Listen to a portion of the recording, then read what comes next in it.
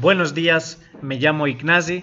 I'm going to be the Spanish teacher of your son or daughter, and I'm going to explain the outlines of the Spanish course that we're going to do this year.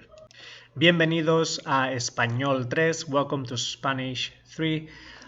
In these classes, my instruction is delivered most of the times in Spanish, but as I might use as well some English, especially when we talk about grammar or things of the language that are a little bit more complicated to understand in English. But in each class, there will be plenty of time to practice language, and I expect the students to learn and use the Spanish language at all times. So, how a Spanish class looks like? Well, in my class, we follow the communicative approach of learning languages, which means that the 4 skills of learning languages are being used during class time, which are listening, speaking, reading, and writing. During class, language takes an active role, and there are so many times during class that the students, they need to share their thoughts, their opinions, they need to share activities, like results, answers, everything.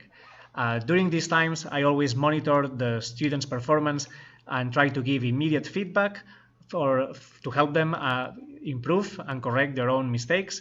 And that's how we learn, by mistakes. Learning a language is a practical subject, and I think the best way to learn is by correcting our own mistakes. Vocabulary plays an important role during the class time.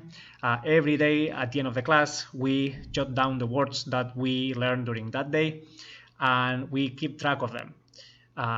Also, we might use the words again in the future, so that's why it's important to keep track of all the new words that we're learning during the process.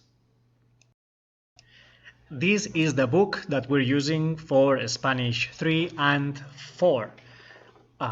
If you were a Spanish student last year in Spanish 3, so that's great because you need to use the same book.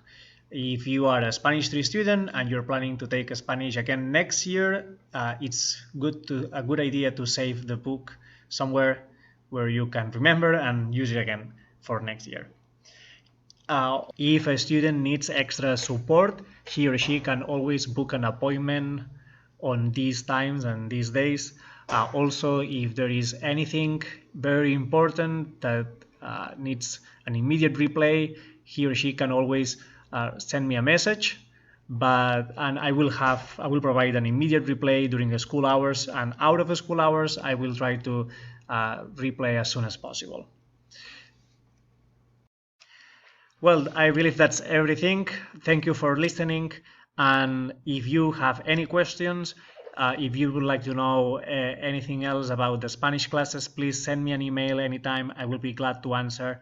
And even if you want to set a meeting online, I will be also glad to attend that and answer any questions. Thank you very much.